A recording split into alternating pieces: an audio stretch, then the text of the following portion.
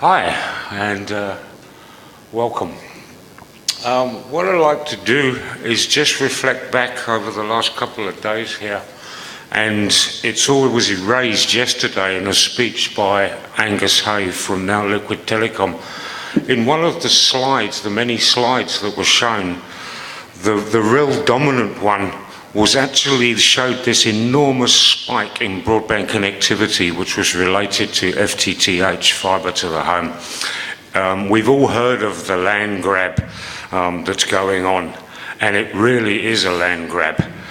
What I'd like to do is just explain from my personal experiences what it's really about, what we've done, and why the land grab in a lot of ways have damaged a lot of the way we've done because we're doing it too fast. We're looking towards the final frontier, which is probably a connected Africa where everyone has fibre, but that's probably about as big as the universe. And I don't think anyone can actually get to a situation where we can predict if that will ever happen. So let's move on and see what this land grab did. I'm not going to tell you about how to build networks, FTTH networks. A lot of you understand. I'll give you the basics of how they're put together, but more importantly, from my experience, what people did and what they did wrong, so we can look to the future, so hopefully not do it again. But in saying that, the land grab is most definitely on. Okay. So, some of the challenges. FTTH has changed everything, but some are cheating. Recently, the FTTH Council defined what fibre to the home really is. And fibre to the home means fibre all the way, from the customer CPE all the way back.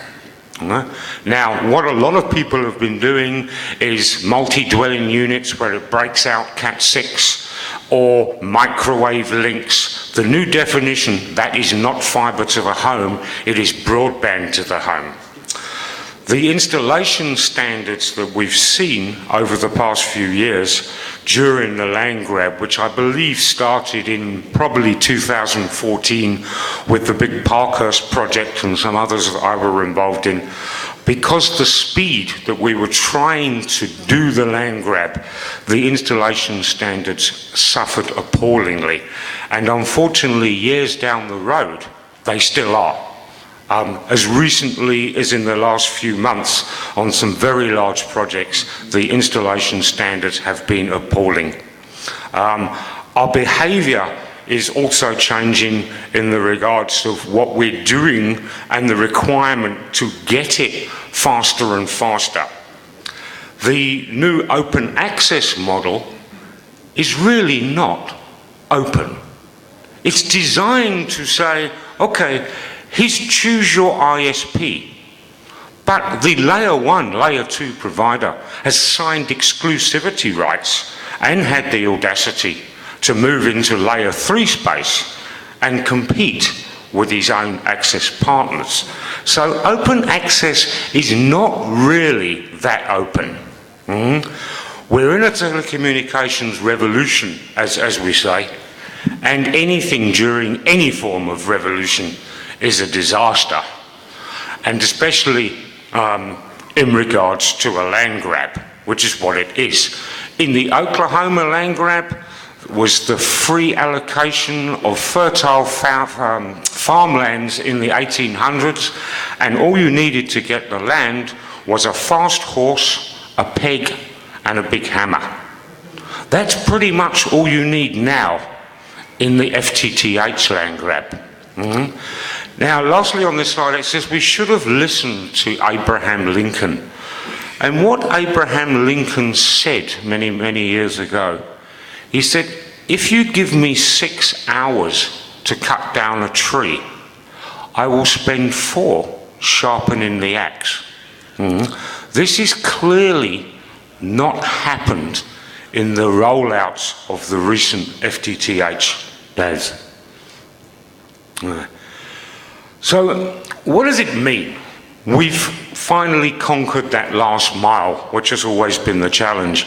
Fiber's been around forever. We first started seeing the reality of fiber with the arrival of Neotel was sort of 2006, and everyone was saying, oh look, Neotel's digging up the roads, Neotel's digging up the roads. And really, 2014 to date now, it's very, very difficult to drive anywhere in Johannesburg without seeing open trenches and more fibre going in. We've got the last mile conquered, but not the full 9 yards, but we'll go into that a bit later. It's driven drastically by cheap IP transit international breakout.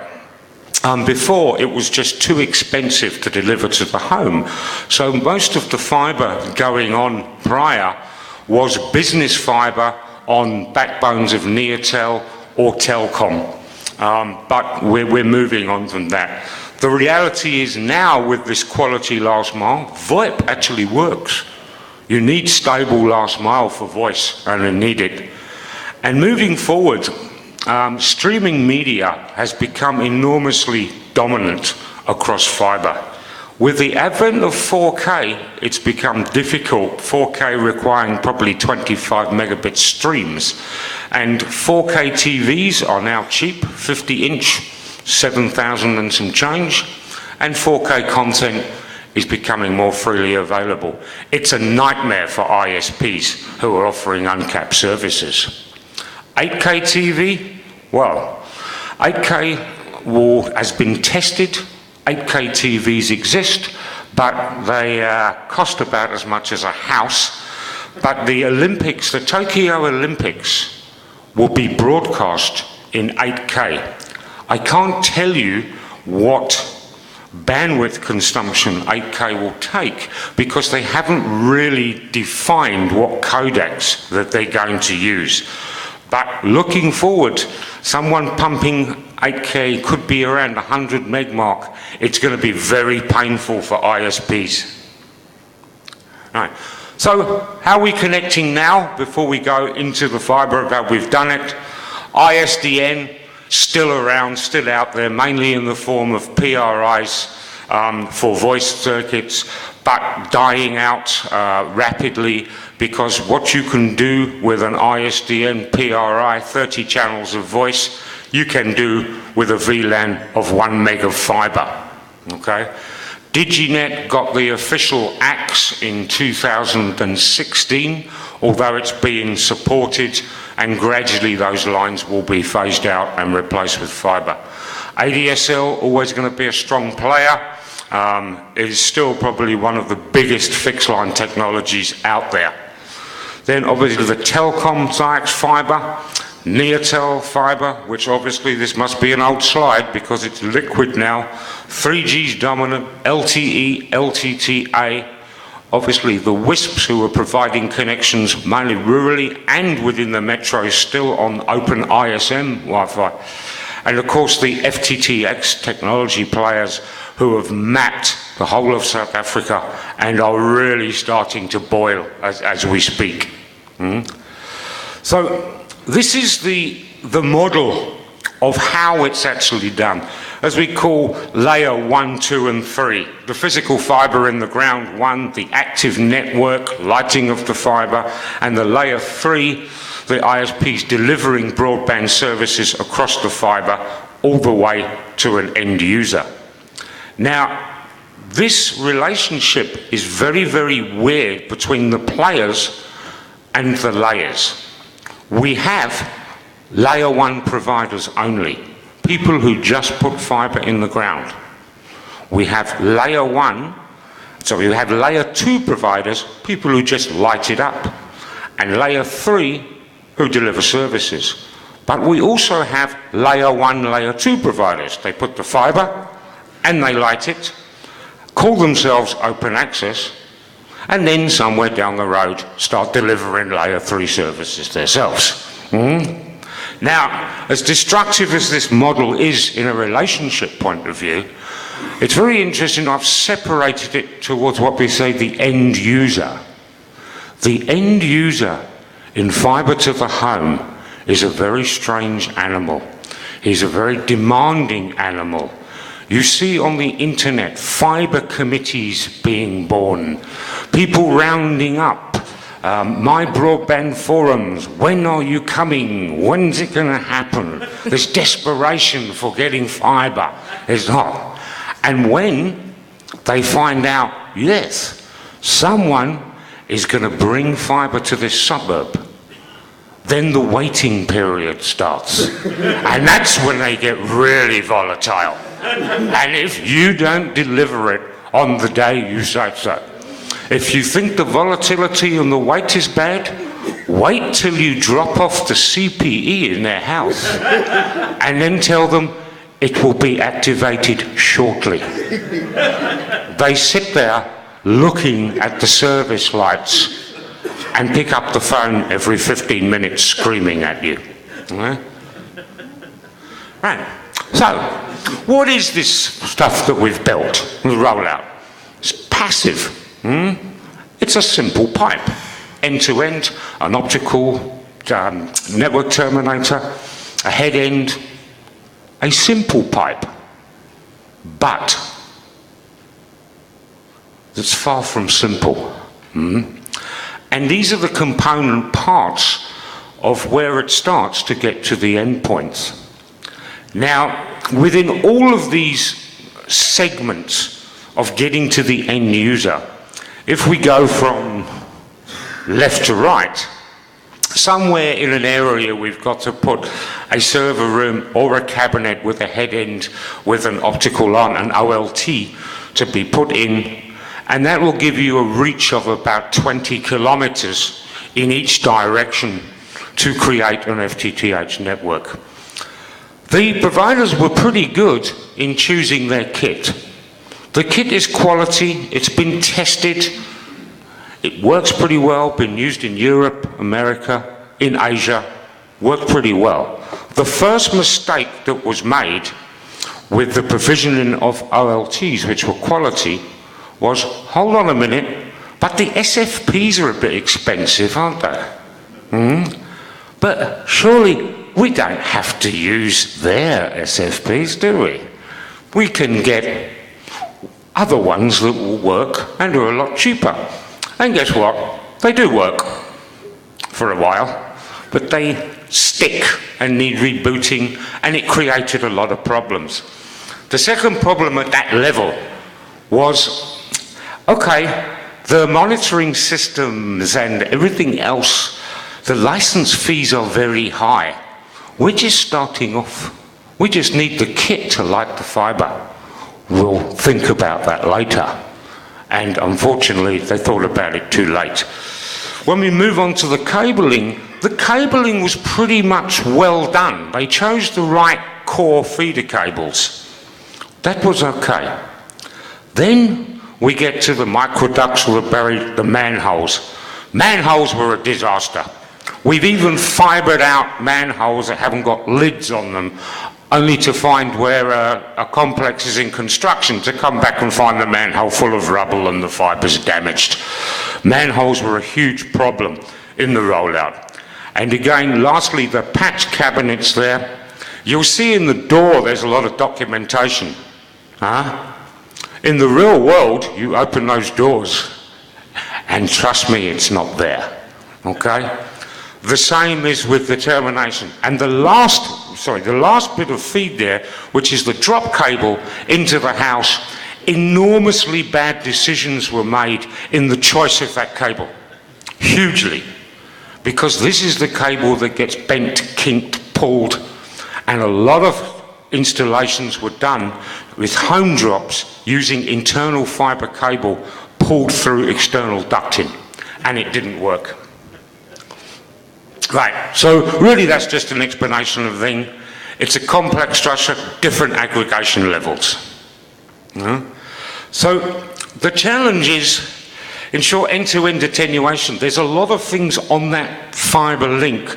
The splices, whether they be thermal or mechanical, there is a loss. The splitters, where we split the fibre, there's a loss. If the fibre bends, there's a loss. So we need to know what the loss is going to be. And that was also a big challenge then. Knowing which fibre is feeding where, again, it's about planning and documentation. So the trick is, or was, to try and build a network that's really good, but at a cost so the business case works. Lastly, the thing is, the existing infrastructure we used was not designed for fibre. We go into a complex with townhouses. Oh, look, this is easy. There's manholes here. There's 110 mil pipes all around. And there's feeds into the houses, because it's the old intercom system, which is now redundant because we've gone cellular on the phones. So all we do is we tie the fibre onto the old intercom cable and pull it into the house. How easy could it be? But those pipes weren't designed for fibre. Fibre doesn't like right-angle bends. It doesn't like a lot of these things. So it was a big problem with the existing infrastructure, and again, a lot of the pipes were blocked. So the topologies we were using, point-to-multipoint, point-to-point being nothing more really than active Ethernet network. The point-to-multipoint, which is a standard GPON, which is single-mode fibre that's split in various things using WDM, or wave division multiplex technology. WDM is nothing really more than chopping up rainbows. It's bits of light spectrum. And on the core of the network, where we use DWDM, which is dense WDM, is really just chopping up the rainbows a little bit more.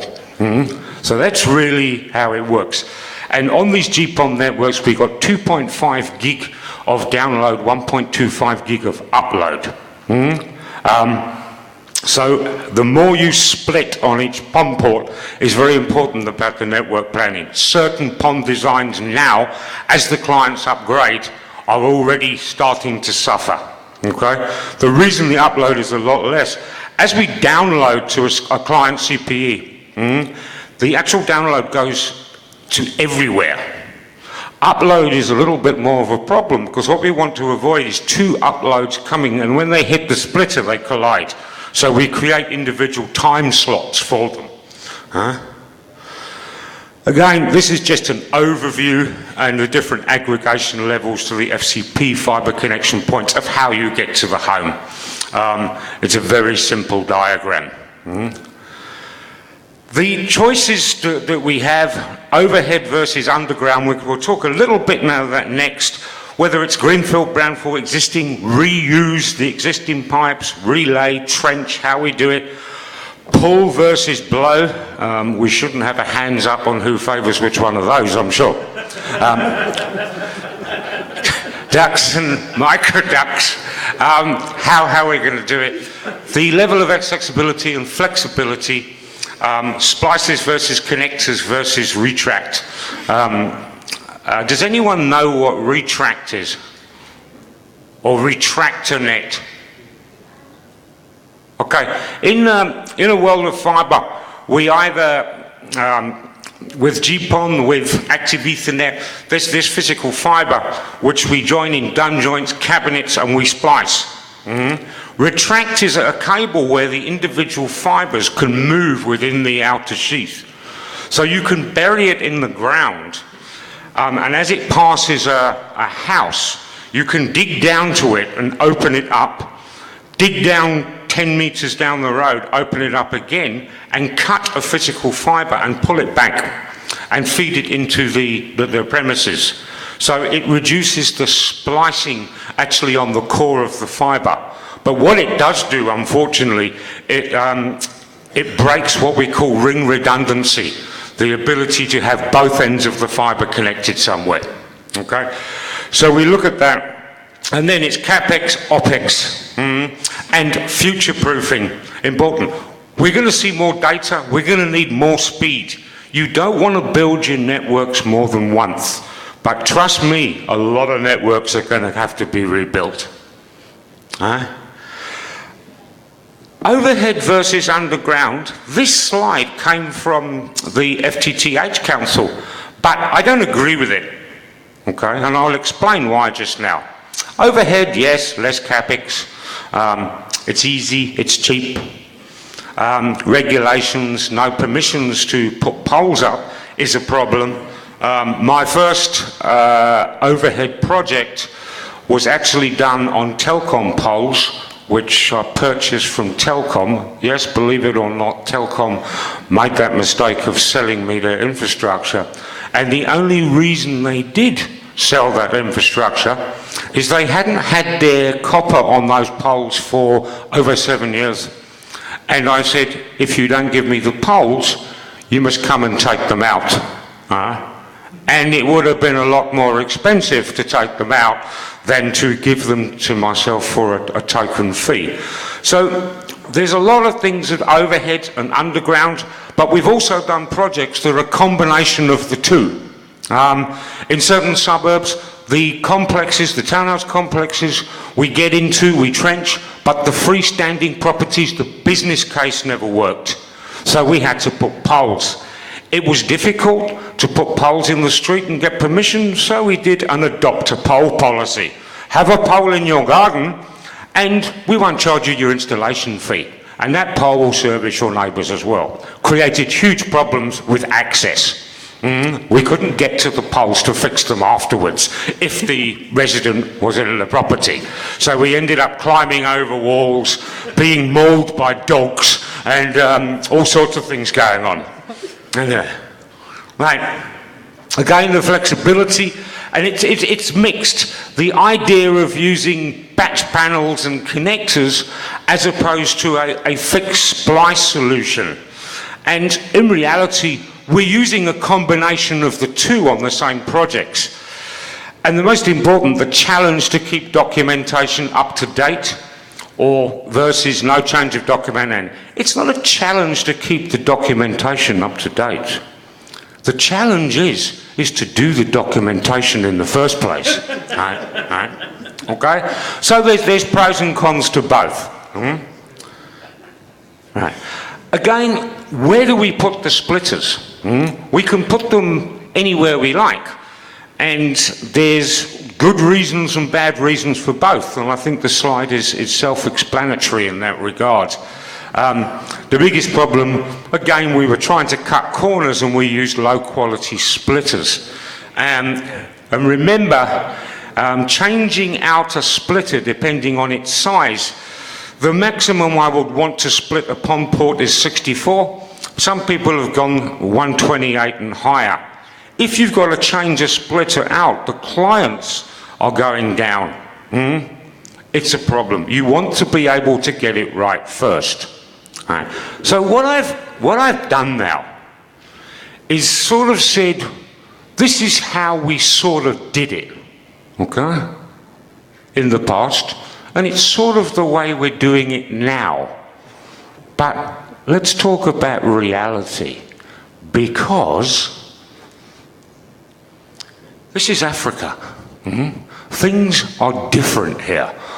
We make plans, yeah? We always can make a plan. Everyone makes a plan. The Boer make a plan, yeah? So, and unfortunately, there is no regulation in this business. The FTTH Council really doesn't have any teeth. ICASA has a little bit of control, but you can basically go out there and do what you like. And this is a problem. So going back to the aerial project I talked to you about, easy. Go get some poles, buy them from Telcom, string some fibre up, Bob's your uncle. Really? Okay. When I took this photograph, sorry, I remember taking this photograph.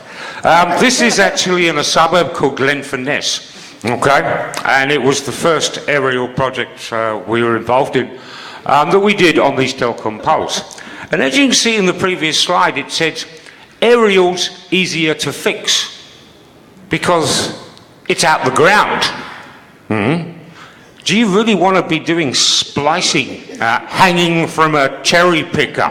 Now, the biggest thing is Glenfiness was not an FTTH project. We started it as an FTTH project, but what it became was a tree pruning project. Because in 7 years, although there was no access for pole to pole. Although we bought the poles, half of them, when you pushed the ladder against them, the pole fell down. And there were poles missing. It was a terror. And I think we ended up putting another 300 and something poles into that suburb. Okay? So it's not that easy to get it right. Okay? But the race is on, and it's all about the land grab, getting your peg in the ground, getting the clients signed up. Okay? But we have another challenge. This is a very interesting slide in many ways. If you look at the speeds on the top, 98.92, 98.61, that is the expectation of a residential fibre client on a 100 meg line. If it was a 10 meg line, he would be expecting 9.8, 9.8 symmetric. Once it goes below that, you have a problem on your network. He is believing he wants a one-to-one uncontended service delivered to his door, 10 meg for $600 a month with a 24/7 platinum SLA. Right. Now, underneath that is a graph, and here it's got, we see the problems showing the upload and download usage. This is on a pipe between data centers, okay? Now, what it's showing is it's a 1 gig pipe, and you can see just around 6 o'clock, it actually peaks at 1 gig, okay? How many clients do you think that represents down that pipe? Any offers? 100. 1,000. Okay, that graph was taken at 600 clients. 600 residentials with a mix of connection speeds around 10, 25, 50 and 100 meg. 10 meg being the most dominant. Okay, that's the data they use. Now, although that's there, you must understand that pipe's between data centers. Okay? This is not breakout. So these pipes between the data centers, depending on these lovely layer 1, layer 2 providers who force you to get these pipes back to Terrico, a 1 gig pipe can cost you up to 24,000 Rand a month. One particular service is exactly 24,500 Rand a month. Divided by 600, it's about $40 a client that you've got to add on extra, plus your IP breakout. Now, if this graph was IP transit going out, and it depends what you're paying for transit, a lot of ISPs are paying way too much. It's not financially viable with the low margins. So where we see it's low, we've got more than 500, 600 meg of dead space during the day. The peaks are at night.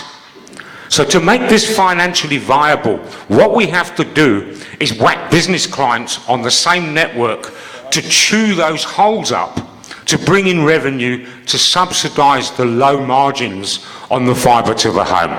Okay? So, yeah, it's a juggling act. It's a juggling act, and it's only going to get worse as more 4K, more media, more usage, more everything. And IP transit, although it's coming down in price, the price is not keeping up with the increased data levels. Okay? Right, we talked about the other problem. We conquered the last mile, but we didn't conquer the full 9 yards. We got the fibre to the door, and that is a problem. Here is 100 meg fibre delivered in your house.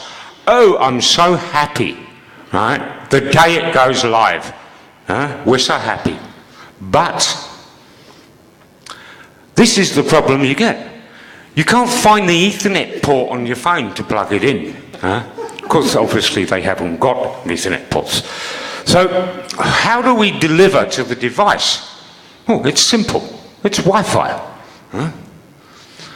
Now, we're using our phones a lot more, and this is very interesting to look at. The Nokia 3310, who had one? Everybody, including the rest of the world. Great phone. How long did the battery last? Still going. Yeah. If you dig one up, yeah, it's probably still got 1 bar left in it. But the reason I'm saying this is that the new Samsungs use lithium ion. It's got 5 times the life of the cadmium, yeah, that little Nokia was using. How long does a Samsung last? Yeah, half a day. So what does it tell us? We're doing so much more with it. Okay. So Wi-Fi is how we see the internet. We get more and more devices on the internet. 7 average in the UK. I have 14. I don't know what your number is. And that includes domestic staff who've got phones and tabs and a few other things. But it's a lot of devices. Again, the traffic peaks between 3 and 9, which is what that graph actually showed us. And most of the traffic is on 2.4, not 5.8. If you want proper managed video and these learning services, single access point, old router technology, what you're used to, of a router stuck on an ADSL line, simply is not going to work. So, as providers, we need to start selling good quality Wi-Fi kit that can deliver what we want. Right. It's now you've got to, with your clients, which we don't, we've got to advise them of what they need to get 100 meg Wi-Fi all around their house, how to connect their smart TVs, their Apple TV. But in the land grab, we didn't do that. We dumped the router and said, well, you're on, and we moved on to the next one. That's what we had to do. And then we found out that 60% of our service calls were all related to Wi-Fi. Complaining, you know, it doesn't reach here, it doesn't reach there. The classic one is, I don't get Wi-Fi in my bathroom, I don't get Wi-Fi in my toilet. I hate to think what they're doing with that Wi-Fi there. But let's not go there. Let's not go there. The congestion has exploded, and we're still trying to avoid this. These are Wi-Fi signals, and really on 2.4 gig, there's only 3 clean channels are occupying. And if you get this mess, all the radios shouting at the same time, and it especially happens in these multi-dwelling units where you're seeing the Wi-Fi coming up from underneath you, the units above you, the blocks in the side of you, it becomes a big mess. Okay? So the challenge is the 9 yards. 2.4 is better for getting through walls and penetration, but 5 is better for throughput. The new AC protocol can beamform. It's just like a mag-light torch. You can actually focus the beam to the device if the device supports 802.11ac, which is why you have to advise your clients and not sell them fancy expensive AC routers until you've checked out. Do a device audit. They've actually got devices they can use on it. Okay? Now, 2.4 gig is only as good as the BlackBerry connected to it. Who's got a BlackBerry? Okay, everyone's gone home to Blackpan then, right? Now, the problem is with these old type phones is once you connect, the radio can only shout as loud as the lowest device connected to it, okay? And then we move into what we call the curse of the kitchen intercom. In a standard townhouse, where did they put the intercom? In the kitchen, on that little open plan bit. The Wi-Fi kept going down. Why? It was always next to the microwave. And it took us a long time to find that out. So education is king when we're moving forward. If you can't see it, you can't fix it. You need visibility into any Wi-Fi network, otherwise you're sending techies out. When they say the speed's dropped, we can look at it and say, okay, there's an old phone, BlackBerry connected to it, we can do something about it. There is a new evolution in Wi-Fi, 11AX. It's not in production yet, but the chips have been done. It will be better range, better throughput, and more importantly, about 7 times less power hungry than existing Wi-Fi chips. The competing technologies, E and V band, I don't know, I think it was a few years back at WAPA we got involved with campaigning for this, and there's a reason why I put Google there. Google, as a major fiber provider in the US, has abandoned fiber to the home in regards to the home drop. They've gone back to wireless, and this is powerful technology. It's gigs at short distance. The only problem is it has rain fade, and the V-band devices suffer from something called oxygen absorption. But it's great small cell, and we may see this taking over the home drops in the future. So, really, what is the final frontier?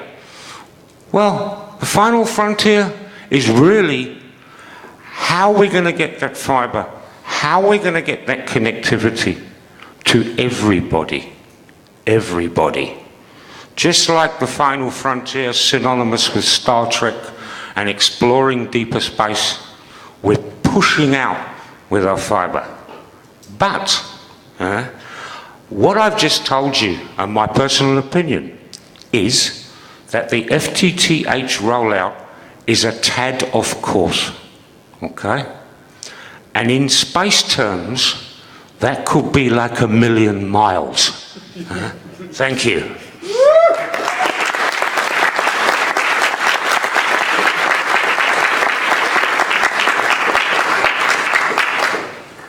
Okay, if there's no questions, thank you everybody. We'll have a coffee break now. Thanks very much.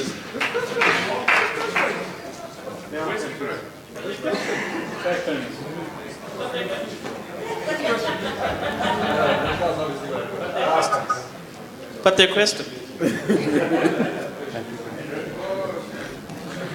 Yebo. Hi, my name is Nishal, community member. I have a question.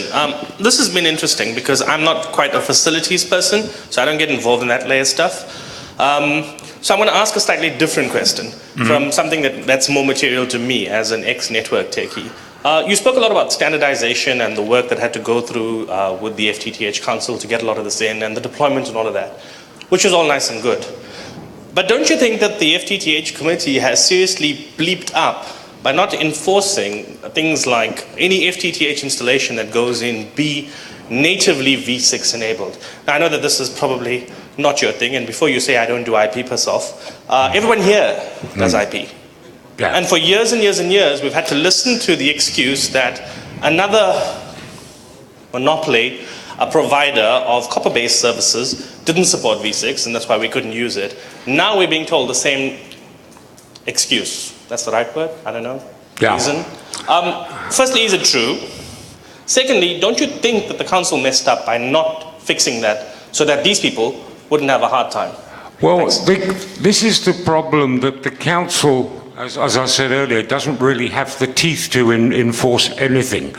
And the nature of the land grab was such that if we had have waited until we were ready, if we waited until everything was IPv6 compliant, we would have missed the boat. Someone else would have got there first. The philosophy was, I don't really know what I'm doing. I don't really know how to design a good network. But you know what? Let's do it anyway, and we'll fix it later. Because once the fiber's in the ground, there's very few other providers who want to come and lay fiber over the top of you. Right? Now what happens, who suffers, is the ISPs, the open access ISPs, because they get pissed off with the bad service. So they cancel and end up going to the core layer 1, 2 provider, who's now laying to layer 3 space. And they can't lose if they own the fiber. That's why they didn't do it properly. It's just a simple matter of time and the land grab. Otherwise, they wouldn't have got there. Sorry.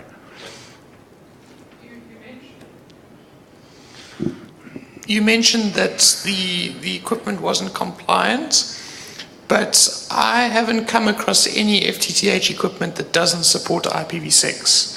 I know Andrew's not here at the moment, but Andrew's got stories about... All the equipment does support IPv6. It was just decisions made not to implement it. All the CPEs that I've personally installed and the OLT head ends and the network equipment is all IPv6 ready. It is ready, right? It just hasn't been switched on. Okay, so some of the open access networks have intentionally architected their networks in the way that IPv6 cannot be turned on. Yeah. Well, it's the decision, and it goes back to that three-layer model. As an ISP who's delivering layer 3 services, we have no control of the layer 2 provider that's sitting underneath us. And at that level, on layer 2, yes, they can inhibit IPv6.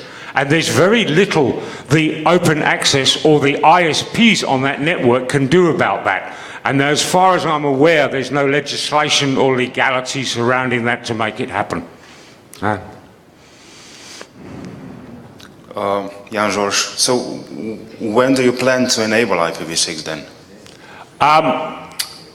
As soon as possible, and obviously I would say we will probably engage properly within it. I've had many conversations with Mark from CCOM in this regard, and the problem is we're running out of IPv4. We have to do it. We have to do it, but it's got to be in cooperation from myself, other ISPs with the layer 2 providers, and let's see if they play ball. So we can get the layer 3 side, break out into CCOM, wax the other cables, all kitted out for IPv6, but to deliver it to the client end user is then dependent on the layer 2 carrier, which we don't have control. But we are going to try very shortly. That's very good news. I'm coming from a continent where things are moving on IPv6 very rapidly and things are just working now. In 2017, there is no more excuses left for people that do not enable IPv6, especially on greenfield networks. If they don't enable IPv6, and I've just spent the afternoon with Afrinic trying to organise more IPv4 for myself. As we know, there's a new soft landing policy. We're just, as in other parts of the world, we're about to run out. So it's not a case of, are you going to enable it or aren't you? We're going to get to the stage where you have to. Otherwise, the network just won't work. Or you can't grow the network. You can't grow it. Thank you. Yeah, thank you. So Ben, Work Online again. I kind of feel like I'm missing something about the ability of a layer 2 access provider to inhibit a layer 3 ISP from running v6. Are they doing things like squashing the v6 ether type at layer 2? How are they actually doing that? To be honest, I don't know.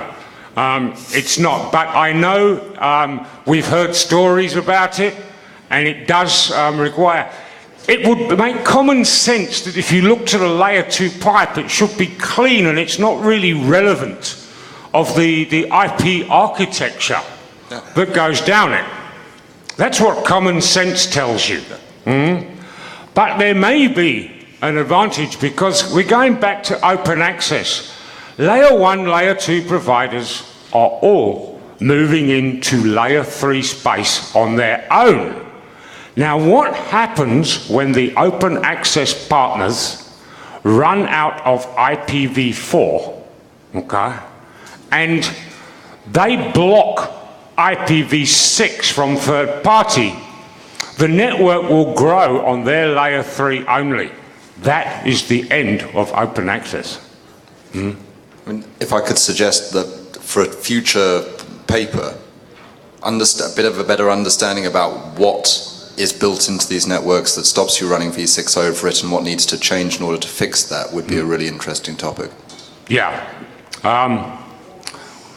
Again, it's a hell of a subject, and it's not a technical subject or a technical discussion, okay? What it's about is backstabbing, market grab, the Oklahoma land grab. That's what it's about. It's political, and it's about money. That's all I can say. Hi, Oh, sorry. my name's Malcolm, Nishal's assistant troublemaker. Yeah. I tend to agree with you to a point, but I also say that with these large monopolies and one of the big copper providers, it's a lack of knowledge. I mean, I was having a chat to one of these big conglomerates, and the head of whatever their marketing department or whatever the hell they called it turned around to me and said, "We don't understand IPv6, therefore we cannot implement it." So That's very true. so- If you so- don't understand it, you can't implement it. so how do I we- weren't lying to you. So how do we supersede the fact that there are these large networks who just don't get the fact? I mean, they look at these numbers that happen to be IPv6 and they don't understand that they're just numbers, and the subnetting is just about the same, probably easier than the v4 subnetting, and they just don't get it. How do we get around that fact? Again, I think it's got to be out of education, but IPv6 implementation, if you do understand it, is still going to take time, okay? Now, these providers look at time as a money-making mechanism. Do we want to upgrade our networks, or do we want to expand it? Expanding makes money. Look, from the long-term perspective, from the long-term view, I mean, they have to go IPv6. But why don't we grab a couple of thousand more subscribers before we do it? Because we can do that in the time, the resources we're going to put into IPv6 upgrade networks. That's what I believe, personally. Thank you.